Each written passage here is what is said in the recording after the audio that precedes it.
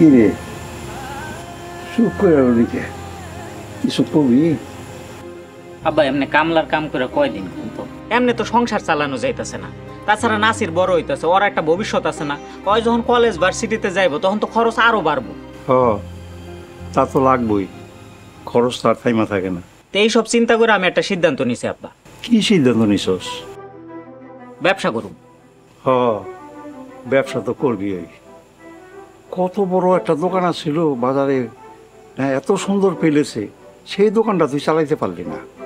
হ্যাঁ, এরপর তুই দিলি রড সিমেন্টের ব্যবসা, সেইটাও তুই চালাইতে পারলি না।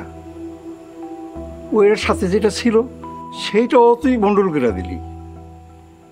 এর পরে বাজারে ছিল আড়ত, সেইটাও তুই চালাইতে পারলি না। তারপর তুই গেলি বিদেশ, সেখানেও যাই তুই থাকতে পারলি না। এখন তুই চিন্তা করতেছস ব্যবসা করবি। ক, তুই কি ব্যবসা করবি?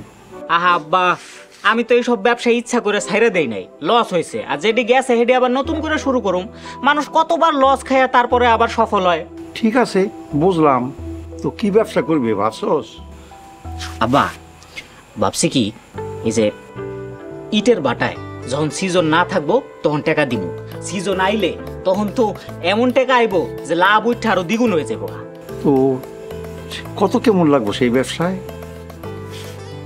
লাখ চাইরেক দিয়ে আপাতত শুরু করি। ঠিক আছে, ভালো মনে করলে করো। তো তোমার কাছে যে এত টাকা আছে, তুমি তো আমার আগে কও নাই। আগে যদি বলতা, তাহলে এই টাকা যদি আগে তুমি ব্যবসায় খাটাইতা, তাইলে একটা লাভ আসতো না। আমার কাছে আছে মানে আমি এত টাকা কই পাবো? ওই বাবু মানে, তাহলে তুই ব্যবসা করবি কি দিয়া? ওইটাই তো আলাপ করতে আইলাম আব্বা। শুনেন, এক কাম করি, আমাকে ওই বিটাটা বিক্রি করে দিই। এই বাজারে না হইলেও তো 12 লাখ টাকার মতো পাউন যাবো, সেটা ব্যবসায় খাটাইলাম। এই মাথা গুজা ঠাই বিক্রি করিয়া তুই ব্যবসা করতে চাস, পরে আমরা থাকুন কই? আরে যতদিন বাটার সিজন না আহে ততদিন একটা বাড়ি ভাড়া করে থাকলাম, তারপরে যখন টাকা আওয়া শুরু করবো তখন একটা বাড়ি কিনে নিলাম। উনি বাবা রে, আমার বাজারে চাতালে যত জমি ছিল সব বিক্রি করে আমি তোরা টাকা দিছি, যাতে তুই একটু দাঁড়াইতে পারস। এই যে জমি আমি বিক্রি করছি তার বর্তমান বাজার মূল্য প্রায় 3 কোটি টাকার উপরে, যা জীবনও আমি পাবো না।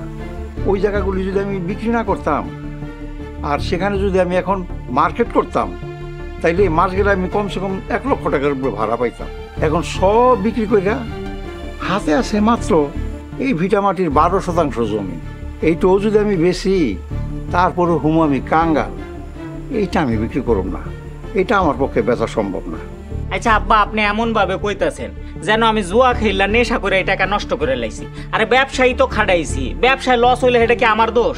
বাবারে, তুমি যত যাই বলো, এইটা আমার বাপ দাদার ভিটি, এইটা আমি বিক্রি করব না। এই ভিটিতে আমার মা, তোমার মায়ের স্মৃতি আছে, এই মাটি আমি কোনোদিনই বিক্রি করব না। দেখেন আব্বা, আবেগের কথা কইেন না তো। আপনি মইরা গেলে এই জমি জমা কি কবরে লয়ে যাবেন? হ্যাঁ, এনে কে থাকবো? এটা তো আমরাই থাকুম। বাবারে, আমি দুনিয়া থেকে চলে যাওয়ার পর তোমার যা ইচ্ছা তখন তুমি তাই করো, আমার কোনো সমস্যা নেই। কিন্তু বাবারে, আমি এই দুনিয়াতে বাঁচতে থাকতে আমার এই বাপ দাদার ভিটি বেচা আমার পক্ষে সম্ভব না।